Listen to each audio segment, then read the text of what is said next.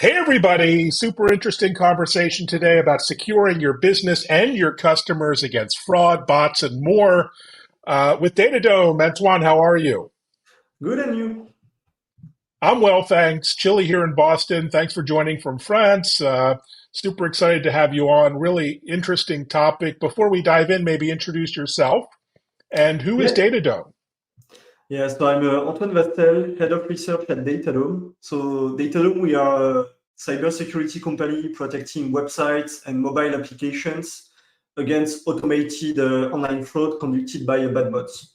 So this includes different kind of attacks like credential stuffing, DDoS attacks, scalping, and any kind of vulnerability scanning. And basically, we have a real-time detection engine that detects bots using all kind of signals that I will probably explain after.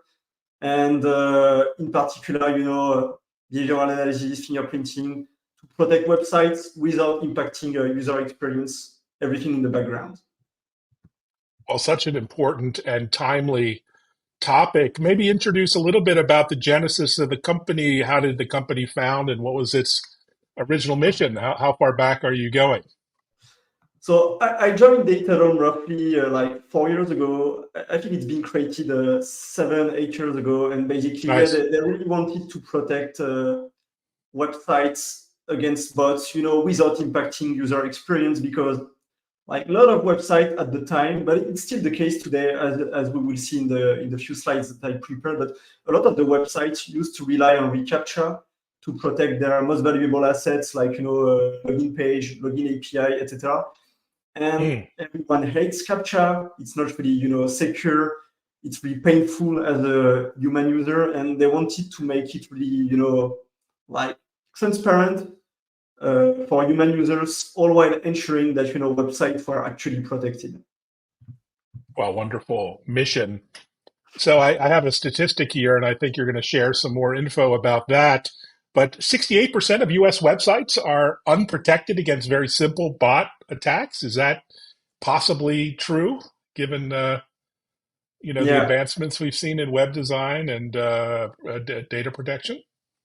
yeah. So what we did is like we developed a tool called the bot tester. It's really simple. You can find it on our website. Just Google Mm. it, Datadome bot tester. And basically, this is a simple tool where we created three simple bots. A bot based on curl, so a simple HTTP program. A bot pretending to be Googlebot, like we just modified a few signals, like the user agent, for example, to pretend to be Googlebot. And another one that is slightly more advanced, but nothing really sophisticated. We just lie about a few HTTP headers. And what we do is that you just type the URL of the website that you want to test. Mm. So let's say you're a company and you want to test the security of your website against bots. And we use a few proxies and we make requests with this simple bot and we tell you whether or not you're protected. And we did this experiment on the thousands of American websites. And what we noticed is that more than 68% of them were not even able to block all these simple bots. Wow, that's kind of shocking.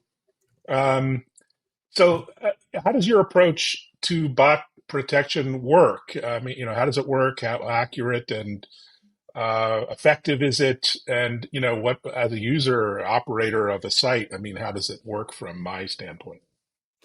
So the way we do bot detection at Datadome is like we collect different kind of signals, like behavioral signals, reputational signals, proxy detection, fingerprinting information, and we combine all of it in real time to predict whether or not the request is coming from a bot. Mm. So everything happens in the background. The idea is we don't want to, like annoy the end user with a captcha, for example.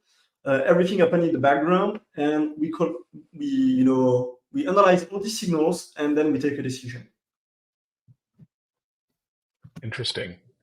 Are there certain, types of websites that are particularly vulnerable? Obviously, e-commerce must be a juicy target for hackers. What say you?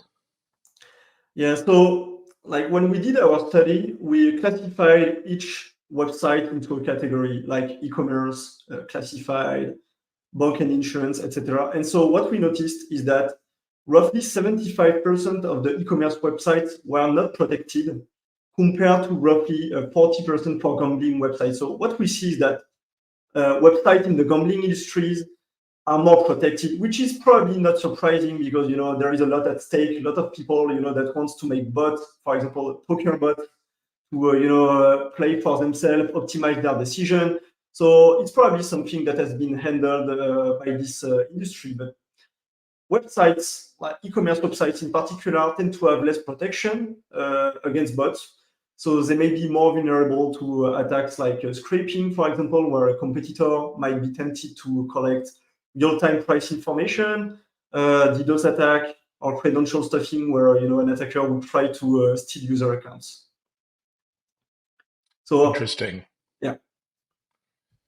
And yeah, next slide, maybe we can talk a little bit, dive a little bit deeper into bot detection. Um, so what happens? You detect a bot, and what strategies then do you use to implement protection?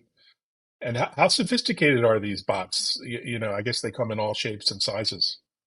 So the bots we developed are quite simple, but these are Hmm. techniques that could be used by an attacker. So basically, like if you're an attacker, you're not necessarily going to use something too sophisticated if it's not necessary. So what we did is we created three bots, and like a really simple one that says that is a bot, basically, and two others that try to hide their presence by changing a few signals. So one of them is the fake Google bot. So basically, the fake Google bots change the user agent to pretend to be, Google, even though it's obviously us and not Google. And the fake Chrome bot forge a few HTTP headers so that the request looks like it's coming from a real Chrome browser. And yeah, what we observe is that as soon as we change a few signals, most of the bots are not detected.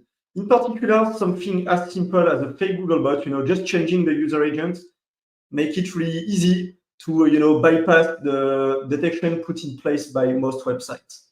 Same for fake Chrome bots. And my interpretation is that most of the websites rely, for example, on simple WAF, for example, for their security. And WAF are not really well suited to block the bots of 2024 because, like, most techniques used by WAF are based on signatures, static signatures, IP rate limiting. And if you are smart enough to stay under the radar by forging the proper signals, by distributing your attacks across different IP addresses, then you're not going to be detected. Interesting. Now, weren't CAPTCHAs supposed to protect us against all of this? The CAPTCHAs we've come to know and love, or hate them actually mostly. But what's the issue with CAPTCHAs? The issue with CAPTCHA is that it doesn't work, and it's really Okay. painful for human users. So that's what we observed in our study. Most of the websites that relied on CAPTCHA for their security were not, like effective at, blocking us. And anyway, you don't really need to trust us. A lot of researchers published, peer-reviewed papers lately about the security of traditional CAPTCHA. So they studied, traditional CAPTCHA like reCAPTCHA. And this CAPTCHA, their security rely mostly on the difficulty of the challenge. So the way they've been built is that they, challenge the user with a audio or image recognition technique challenge. For example, you need to locate, fire hydrant or, guess the numbers that have been pronounced. And it used to work really well maybe 10 years ago, but like lately with all the progress in AI, everyone can use a simple API or library to automatically identify things inside the captcha. And so it's not really secure. Bots can easily pass it. You have a lot of captcha farms or captcha solving services that provide this kind of APIs for maybe $1 or $3 per thousand of captcha. And at the same time, it's really painful for human users because maybe they would have to locate 10 fire hydrants before they are able to actually create their account, and so it's Hmm. probably hurting your business. So it's not secure, and at the same time, it's probably hurting your conversion rate, your business. Aren't there more advanced CAPTCHAs that address some of those issues and challenges? Yeah, so like when it comes to the security of the CAPTCHA, you have kind of philosophy, let's say. Like some people working on CAPTCHA will tell you we need to make the challenge more and more difficult. Mm, And I don't think this is the right solution because other researchers show that even really complex 3D CAPTCHA can be solved using new AI, techniques, and it will be faster than a human, and it will be more painful for humans. So it's not really secure. So the way we decided to handle it at DataDome first is we only show a CAPTCHA when we think you're a bot. So we analyze all the signals in the background, and whenever we have a doubt, we send the CAPTCHA. So most of the people, like less than 1 per 10,000 users, won't even see a CAPTCHA. And mm, then when we send the CAPTCHA, what we do is like we send a simple challenge. It's just a slider. You need to locate, the right position and move a slider. It's really simple, nothing complex, no mathematical puzzle, no 3D stuff. Really simple. But what we do is we collect a lot of signals in the background of the CAPTCHA. So a lot of fingerprinting information, proof of work, behavioral signals, and we analyze these signals to validate whether or not the CAPTCHA has been solved by a human or if it's been solved by a bot or by a CAPTCHA farm.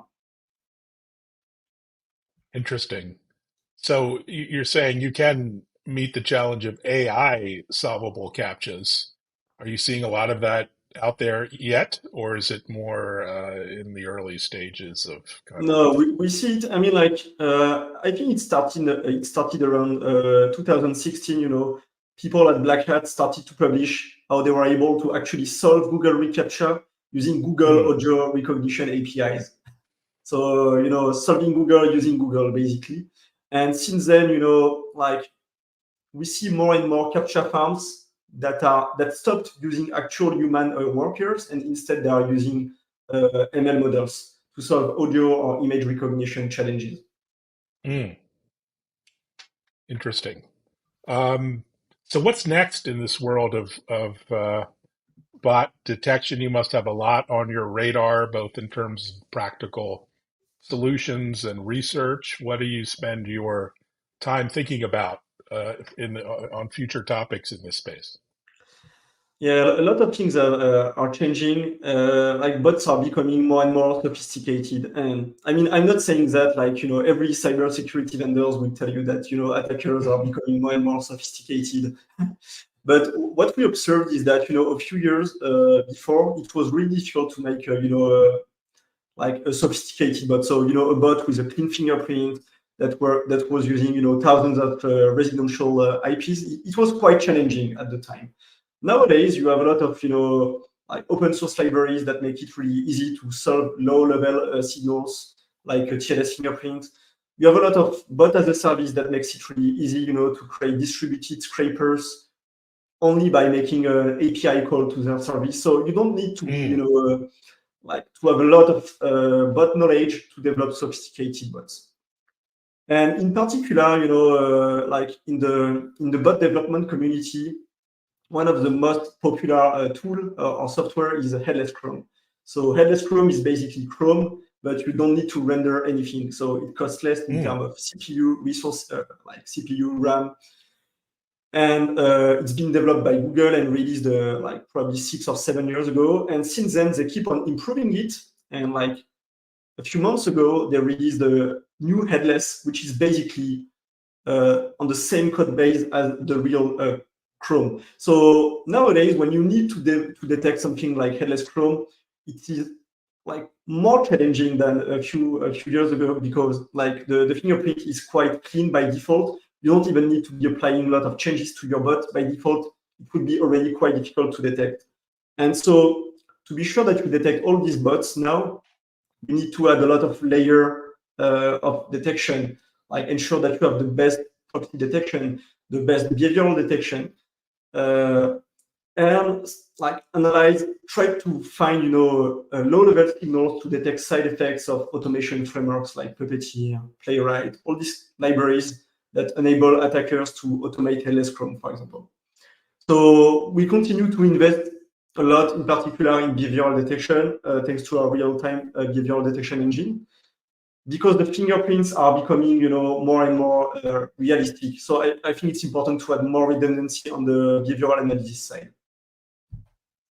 Really interesting. So talk to us about how you work with customers. How difficult or straightforward is it to implement your solution, and any success stories you can talk about with different clients in different industries? Yeah, sure. So it's quite easy to install DataDome. We have several, server-side integration, so you can easily integrate us in your CDN, in your load balancer, in your web server, or at the software level as well. And so you can create an account for free, on our website. And if you install our, server-side module and our client-side agent in JavaScript, for example, then you will be able, to get a diagnosis of what's going on your website. We won't block anything. We'll just, label what's, the request on your website, identify whether or not it's coming from bot, and tell you which kind of, attacks they may be conducted. So maybe this is scraping. They are, trying to obtain information about your products. Maybe they are conducting credential stuffing attacks by targeting your login endpoint. Maybe they are creating fake accounts. So it's quite easy. And depending on the integration, it may take something like, a few minutes between a few hours, like sometimes you just need to make a click on a particular marketplace, for example, and it can be easily integrated into your CDN. Wow, well done. A few minutes. Well, that's quite amazing to hear.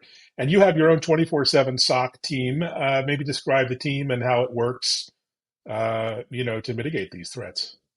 Yeah, so we know that for big customers like e-commerce website, it's important to know that they can contact someone in case they have any question about their traffic. So maybe they need to prepare a sales or Black Friday or any kind of event. Maybe they are selling limited edition product and they are expecting a huge spike of traffic. And I don't know, maybe they want to be sure that in the middle of the night or on Sunday there will be real analysts actually keeping an eye on their traffic. And so if that's the case, they can contact us and ensure that someone will be actively monitoring their traffic. So we help our customers do these kind of things, but the SOC team is also here to help our customers understand what's going on their traffic and improve the quality of the bot detection. Because they may have, business feedback. They know how their website is working. They know what's normal, what's not normal. So they may interact with us to provide us with feedback to help us improve the quality of the detection. Fascinating.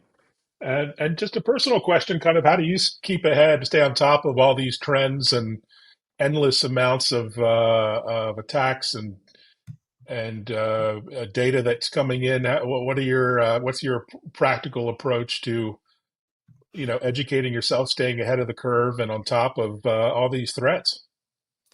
So a lot of things, but when it comes to the bot development, you're not going to buy a book, or most of the content will be outdated. So what we do is we keep an eye on browser releases, in particular, Chromium, the bug tracker, to see if we can leverage some of the bug or side effects to detect inconsistencies.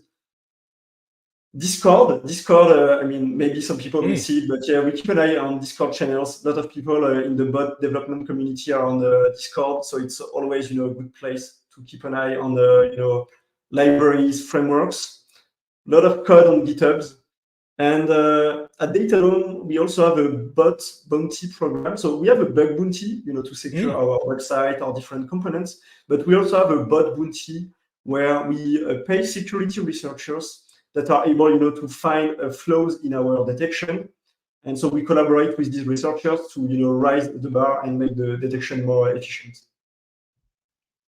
Wow, those are amazing best practices. I wish some of your peers in the industry would do those sorts of things. Well, very exciting progress. We're right in 2024. Any trips or events, any travel coming up, or you heads down helping clients? We continue to help clients, but what we observed, and I think it's going to continue, is that making bot has become more and more mainstream. You see a lot of companies whose whose business depends on making bots. scraping data, creating fake accounts, whatever. I don't think this is going to stop. Mm. And in particular, there are like it has become easier to make more sophisticated, but the tooling has improved. So I don't think this is going to calm down in the coming years. Well, thanks so much for your insights. Clearly, the bad guys are getting smarter, but you seem to be one step ahead of them at DataDome. Congratulations on all the success and great work. And maybe we'll see each other at Black Hat or DEF CON or RSA or one of the many shows. Thanks for your time, Antoine. Thank you, Evan. Thanks so much, everyone. Reach out to DataDome. They put out some great content, including, firsthand research that's pretty valuable. Thanks, everyone. Thanks, Antoine. Take care.